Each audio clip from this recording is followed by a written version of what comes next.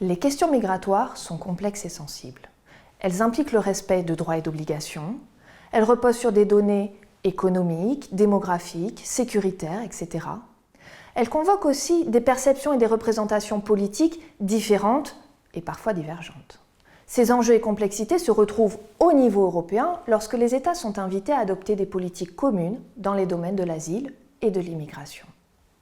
Si les institutions européennes ont pu adopter de nombreuses règles au début des années 2000, les discussions sont devenues plus difficiles depuis la crise de 2015 quand environ 1 million de personnes venant principalement de Syrie sont arrivées en Europe.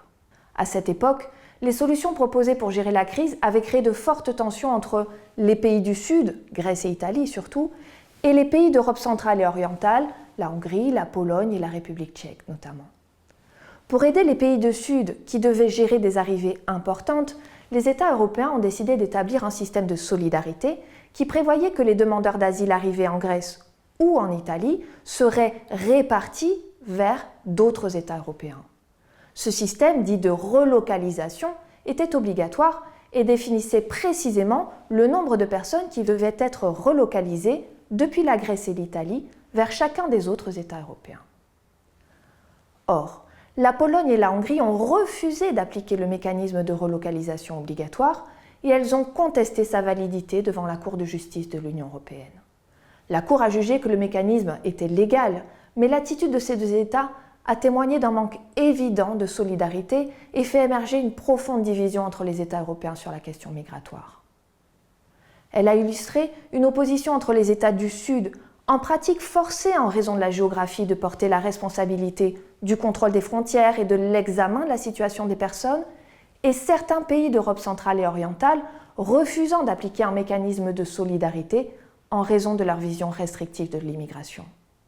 Il faut dire qu'à cette situation s'est ajoutée une transformation du paysage politique européen marquée par la montée en puissance de partis politiques dits populistes, de droite radicale, voire d'extrême droite aussi, et l'émergence de régimes qualifiés de démocratie illibérale, c'est-à-dire des régimes élus démocratiquement, mais qui mènent des politiques qui ne respectent pas pleinement les droits et libertés fondamentaux, y compris le droit d'asile.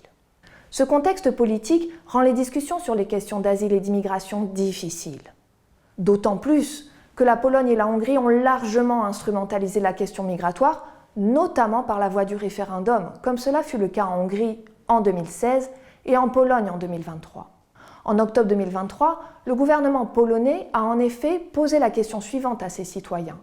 Soutenez-vous l'admission de milliers d'immigrants illégaux du Moyen-Orient et d'Afrique, conformément au mécanisme de relocalisation forcée imposé par la bureaucratie européenne? En plus d'être provocante, la formulation est fausse puisque ce n'est pas une bureaucratie européenne, mais des institutions représentant les citoyens, le Parlement européen, et les États, le Conseil de l'Union, qui adoptent ce type de règles communes.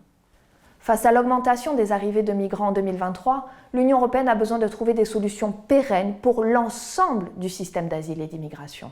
Mais en raison de la complexité des enjeux et dans un contexte où certains États instrumentalisent la question, les négociations restent très difficiles.